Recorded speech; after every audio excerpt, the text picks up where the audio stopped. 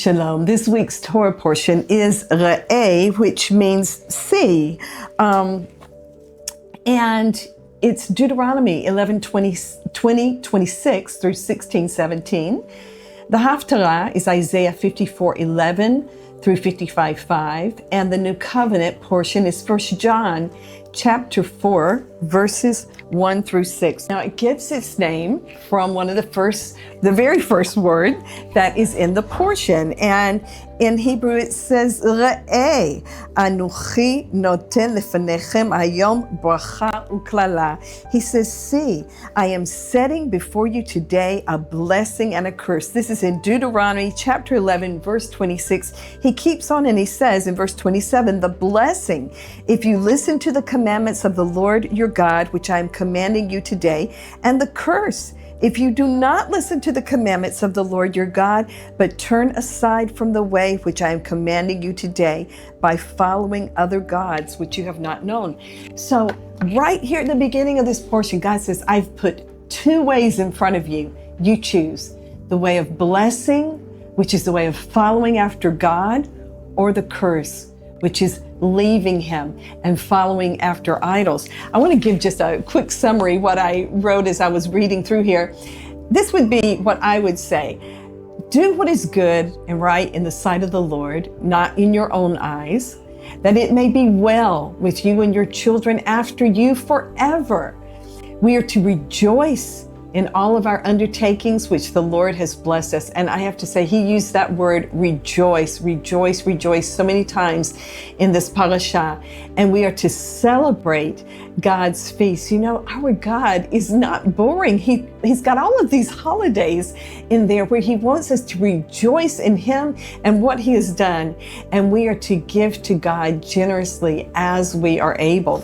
So the subjects also that are covered, because this is a long parasha, and it includes things like God telling more than once, do not eat the blood of animals. It's to be poured out.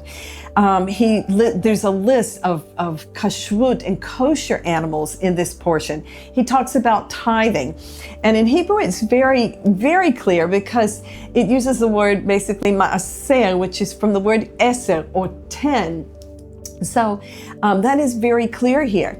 He talks about the remission of debts and you know, our God always talking about having a heart for the poor and reaching out our hands to the poor.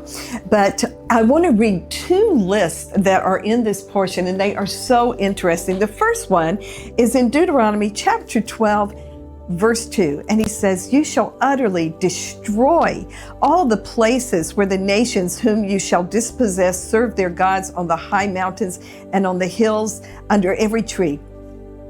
You shall tear down their altars, smash their sacred pillars, burn their asherim with fire, and you shall cut down the engraved images of their gods and obliterate their name from that place. What a list. Look at that list. Tear down, smash, burn, cut down, obliterate the names of idols. God hates idolatry and he wants to put an end to it. Now, in contrast to that, we have a different list over here in chapter 13, in verse 4. You shall follow the Lord your God and fear him, and you shall keep his commandments, listen to his voice, serve him, and cling to him. This is the exact opposite. Concerning idolatry and anything that would take our hearts away from him, he says, smash it, do away with it.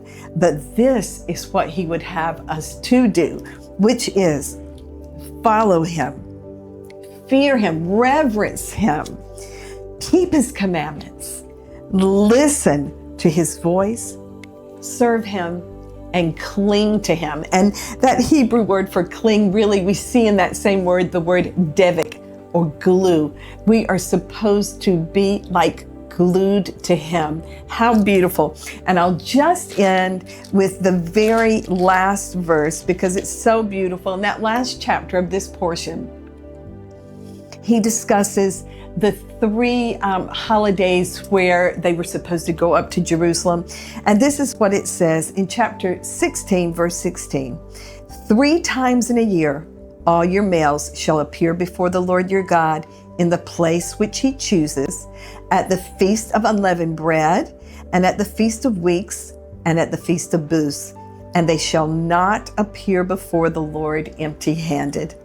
Every man shall give as he is able, according to the blessing of the Lord your God, which he has given you. So I just want to bless you today, and I'm rejoicing with this choice that God has given us to choose the blessing and walking after him, or choose the curse. And our God is good, and he says that if we choose his ways, it is for our well-being and for our children after us. Bless you today. Have a great day.